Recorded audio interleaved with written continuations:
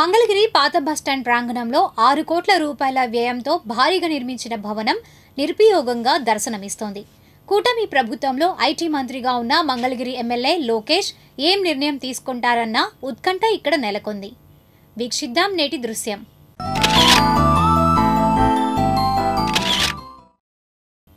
మంగళగిరి పట్టణ నడిబొడ్డున ఉన్న పాత బస్టాండ్ సెంటర్లో బహుళ అంతస్తుల భారీ భవన సముదాయం మనకు దర్శనమిస్తోంది.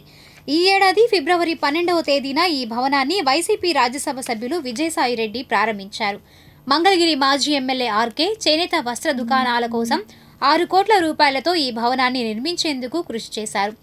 మంగళగిరి మిద్దె సెంటర్ నుండి రాజు సెంటర్ వరకు ఉన్న చేనేత వస్త్ర దుకాణాలను, ఇతర ప్రాంతాల్లో ఉన్న చేనేత షాపులను ఇక్కడకు తరలించాలన్న ఆలోచనతో ఈ భవనాన్ని నిర్మించారు.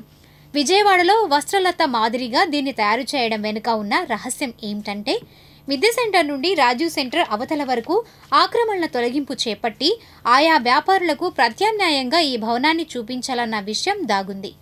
అయితే ఎన్నికల సంవత్సరం కావడంతో ఆర్కే ఆలోచన ఫలించలేదు. దీనికి తోడు ఆయన వైసీపీకి ఎమ్మెల్యే పదవికి రాజీనామా చేయడం జరిగిన నేపథ్యంలో ఈ కాంప్లెక్స్ ఆనాడు అనాథగా మారింది.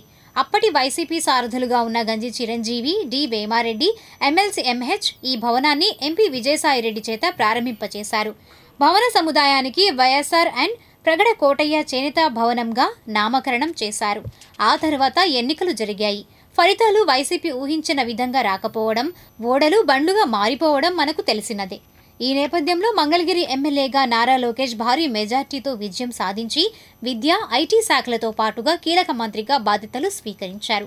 మంగళగిరి నియోజకవర్గాన్ని దశల వారీగా ఓ పక్కా ప్లాన్ ప్రకారం అభివృద్ధి చేసే ఆలోచనలో ఆయన ఉన్నారు. ఈ క్రమంలో ఈ 6 కోట్ల రూపాయల చేనేత భవనంను ఎలా ఉపయోగిస్తారన్న ఉత్కంఠ నియోజకవర్గ ప్రజల్లో నెలకొని ఉంది. చేనేత వారికే కేటాయిస్తారా లేక ఇతరత్రా ఐటీ రంగానికి ఉపయోగిస్తారా అనేది తెలియదు. ఏది ఏమైనా ఈ సముదాయంపై లోకేష్ మార్కు ఎలా ఉండబోతోందో తెలియదు. ప్రస్తుతానికి ఈ భారీ కాంప్లెక్స్ మంగళగిరి ఋషికొండ భవనాల్లా దర్శనమిస్తున్నాయి.